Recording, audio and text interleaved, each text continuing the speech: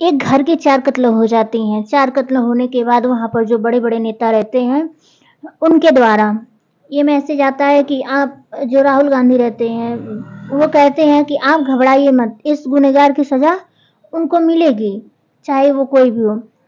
Akhilesh Twitter करते हैं, अखिलेश भी कहते हैं कोई इस फैसले से कोई मुकर नहीं सकता, नहीं को हम लोग आपके साथ खड़े हैं। यही बात चंद्रशेखर आजाद जी भी कहते हैं।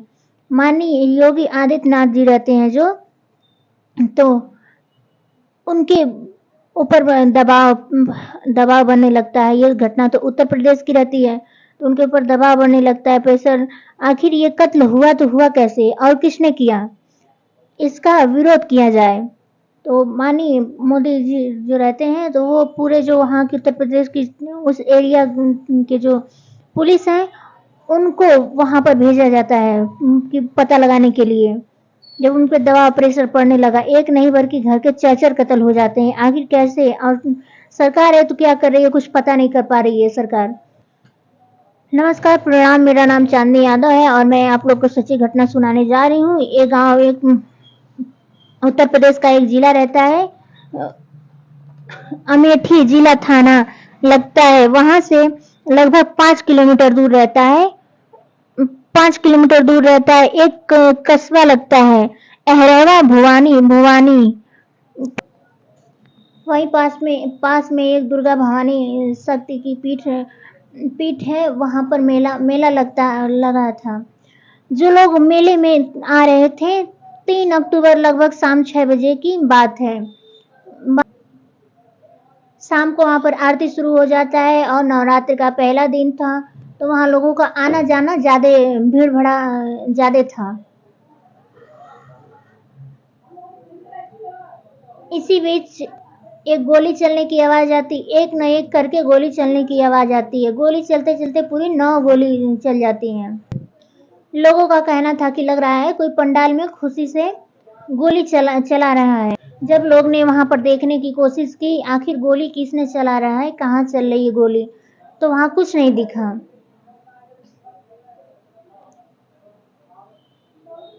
पहली गोली, दूसरी गोली, तीसरी गोली चलते 9 गोलियां वहां चल जाती हैं। ऐसा में हो जाते हैं, आखिर ये गोली चल तो चल कहाँ रही है, न पंडाल में चल रही है, न इधर पास में दिखाई दे रही है गोली, बस चलने की आवाज आ रही है। लोग एकदम गोली चल जाती है, वहां पर लोग अनेसा में ही रहते हैं, कहाँ चल रही है। तो चौराहे पर एक मकान था सत्यवीर उर्फ मुन्ना का नाम।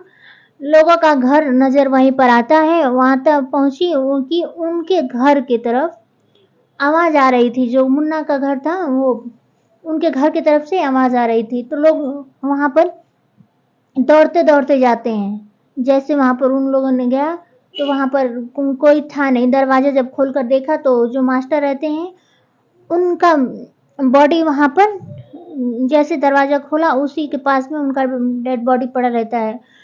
उनके 2 बच्चे रहते हैं, उनकी फैमिली, उनकी पत्नी रहती है। उन सबकी लाश वहां पर, उम्र लगभग 34 साल था। और जो उनकी पत्नी थी, उनकी पत्नी भारती, जिनकी उम्र 32 साल की थी, और 2 उनके छोटे छोटे लड़की थे। एक 1.5 साल की लड़की थी जो लाडो नाम है, एक का नाम दृष्टि रखा हुआ था, वो उम्र उसका 5 साल था। आसपास के लोगों ने देखा कि मास्टर साहब का किसने गोली मारा है। मास्टर उठाया जाता है, उन्हें एक पास के अस्पताल जो रहता है, उसी अस्पताल में लेकर जाकर के भर्ती कराया जाता है। मर चुके हैं। इनकी खबर सोशल मीडिया पर वायरल हो जाती है कि आखिर एक घर की 4-4 लाश कैसे निकली, कौन था वो बंदा। सरकारी स्कूल में पढ़ाते थे, अच्छे व्यक्ति थे, उनका व्यवहार बात भी विचार भी अच्छे थे, इसीलिए ज़्यादा उनको गांव वाले सपोर्ट करते थे। शिक्षक की पत्नी जो जो थी, जा रही थी, उसने पास में एक लड़का रहता था, नाम रहता है उसका चंदन वर्मा। रायबरेली का था वो लड़का। रहने वाला होता है। शादी से पहले इन दोनों की दोस्ती, जो चंदन वर्मा थी और जो मास्टर की पत्नी थी, उनका शादी से पहले दोनों का अफेयर चलता था। अफेयर चलने के बाद जो मास्टर की पत्नी रहती है, उनका शादी, सुमन नाम था मास्टर की पत्नी की, उनका शादी कुछ दिन बाद वो मास्टर जो रहते हैं उनसे हो जाता है।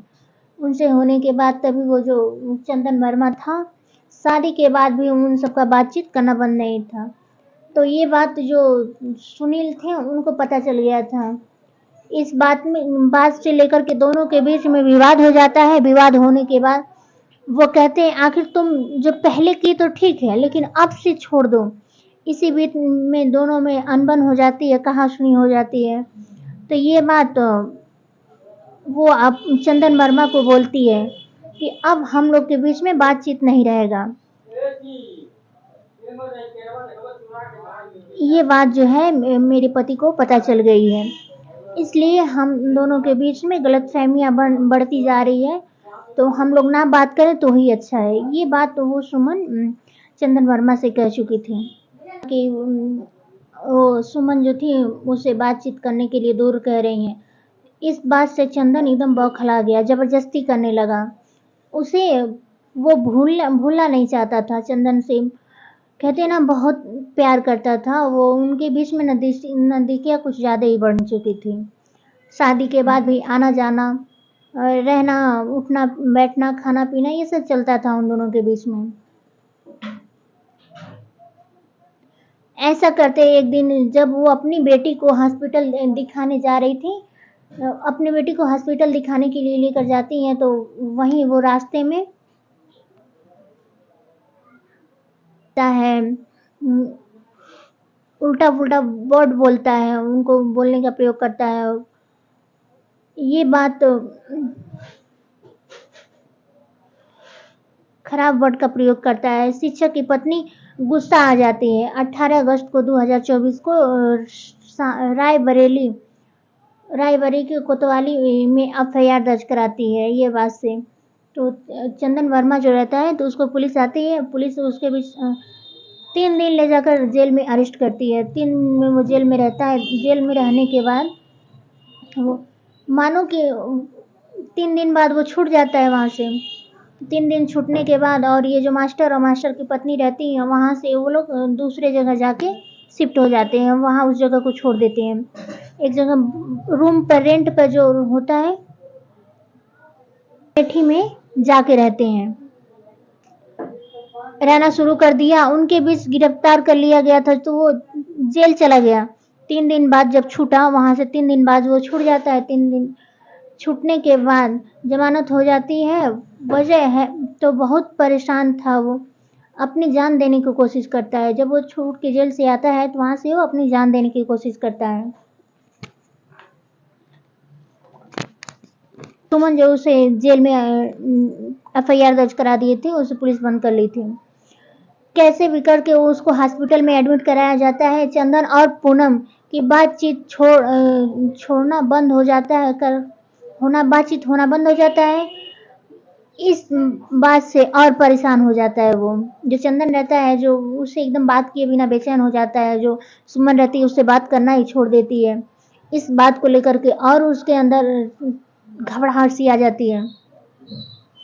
वो 3 महीने पहले वहाँ छोड़ कर के अमेठी किराए के मकान पर रहने लगते हैं। तो चंदन अपने मर्डर होगा। 5 लोगों का मर्डर होगा।